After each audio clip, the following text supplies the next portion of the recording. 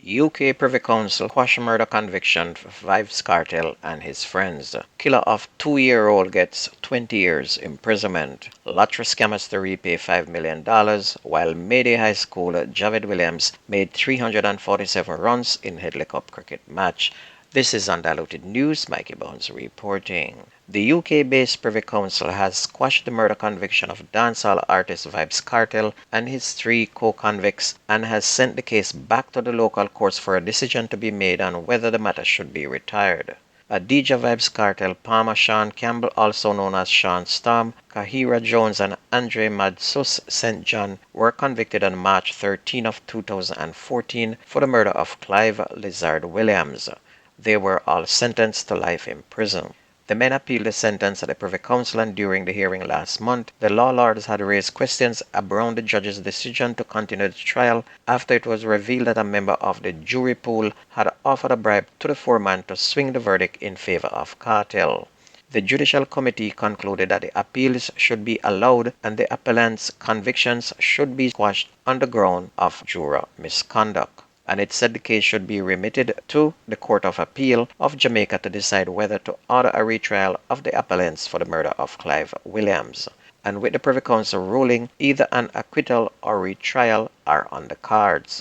And it is so sad that Jamaica have to wait on the former slave masters to be making decisions for them. Now we're asking, where is the justice for the victim? 2 Jamaica Labour Party councillors were prevented from sitting in chambers during Thursday monthly meeting of the St. James Municipal Corporation after they refused to take the oath of office by swearing in, according to the Local Governance Act of 2016. Anthony Moore from the Rose Hall Division and Gregory Harris from the Salt Spring Division said because of their Christian beliefs they choose to affirm, but this was not accepted. The councillors expressed disappointment with the situation, adding that it is unfortunate that there was not an option for persons of their religious belief that don't swear. They have now called for a speedy amendment to this legislation. And this is like a puppet show. If you know you won't swear in, you shouldn't be taking part in any election. Well, here's what you can do right now. Step aside and let someone who will follow the law of the land represent the people. Meanwhile, 3 residents of Lucy, Hanover, implicated in lottery scamming operations have been ordered to pay a total of $5 million to the state under the Proceeds of Crime Act. The monetary penalty orders against the trio were handed down by the Supreme Court on March 7 in a case brought by the Financial Investigations Division. 43-year-old Kiefer Barrett has been ordered to pay a total of $1.6 million. The court ruled that $424,030 be paid immediately, with the balance to be paid in monthly installments of $26,490 over 4 years. Non-compliance will result in the seizure and sale of his assets. Barrett's spouse, 39-year-old waitress Davian Wilson, has also been ordered to pay $970,000, starting with an immediate payment of $250,000, and the balance is to be paid in monthly installments of $15,000 over 4 years. Failure to pay will result in liquidation of her assets to settle the outstanding amount, while 43-year-old Kelson Barrett, a chef who is also the cousin of Kiefer Barrett, has been ordered to pay $2.5 million. And he's to pay $1 million up front, with the balance to be paid in monthly installments of $32,500 over a 4-year period. And over a 5-year span from 2017 to 2011, the Barretts and Wilson received more than $26 million from 32 U.S. residents. 7 people have been slapped with charges after a viral video surfaced showing angry residents in a brawl after one resident was reportedly resisting arrest when the police went to shut down a party in Whitehall, Westmoreland on Sunday. The main antagonist has been identified as Andre Brown from Old Hope in Little London. In a video that went viral on social media, a man in a black sweater was seen grabbing the neck of a police officer while he threw blows at him. A woman was also seen intervening as a tug-of-war ensued. The man is also said to have disarmed one of the lawmen as they rolled repeatedly on the ground. The officer could be seen hitting the man with his rifles while residents shouted and boosted the man. And according to Detective Superintendent of Police Sanjay Mitchell, Brown is still in custody and has been slapped with 9 charges.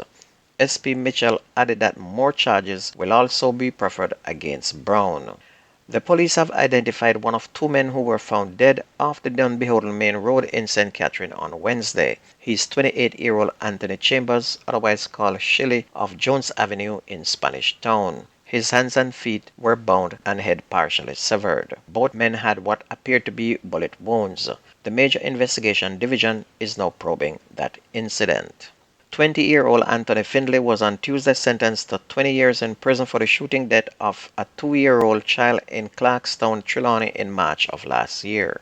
Findlay will be eligible for parole after serving 10 years.